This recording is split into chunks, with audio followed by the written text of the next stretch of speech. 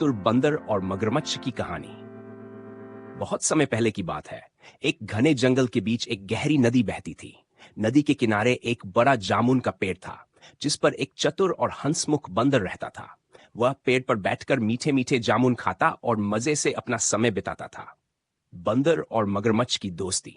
उसी नदी में एक मगरमच्छ भी रहता था। एक दिन वह नदी के किनारे आया और थका हुआ महसूस कर रहा था। बंदर ने उसे देखा और कहा, मित्र, तुम बहुत थके हुए लग रहे हो।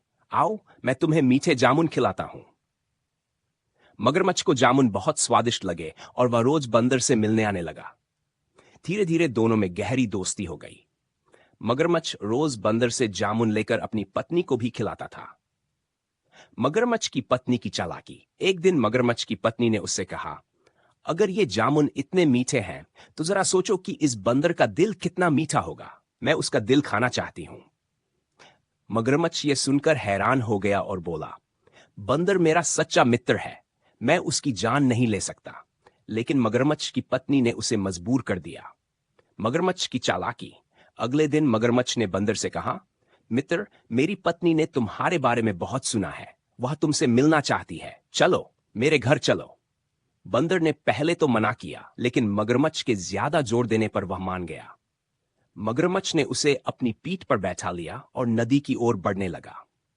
जैसे ही वे बीच नदी में पहुंचे, मगरमच्छ ने जोर से हंसते हुए कहा, मुझे माफ करना मित्र, लेकिन मेरी पत्नी तुम्हारा दिल खाना चाहती है। बंदर की चतुराई। बंदर घबरा गया, लेकिन उसने अपनी बुद्धि से काम लिया और बोला, अरे मित्र, अगर तुम्हें मेरा दिल चाहिए तो कोई बात नहीं, लेकिन मैंने उसे जामुन के पेड़ पर ही छोड़ दिया है। चलो, पहले मुझे वापस पेड़ पर ले चलो ताकि मैं अपना दिल ले सकूं। मगरमच्छ उसकी बातों में आ गया और बंदर को वापस पेड़ के पास ले आया।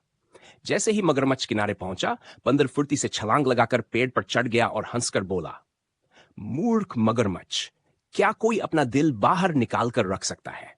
तुमने अपनी दोस्ती धोखे से खत्म कर दी। मगरमच्छ को अपनी गलती का एहसास हुआ, लेकिन अब कुछ नहीं हो सकता था।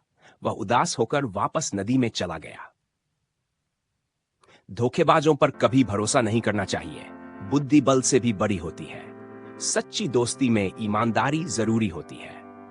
अगर आपको यह कहानी पसंद आई तो इसे अपने दोस्तों के साथ जरूर शेयर करें।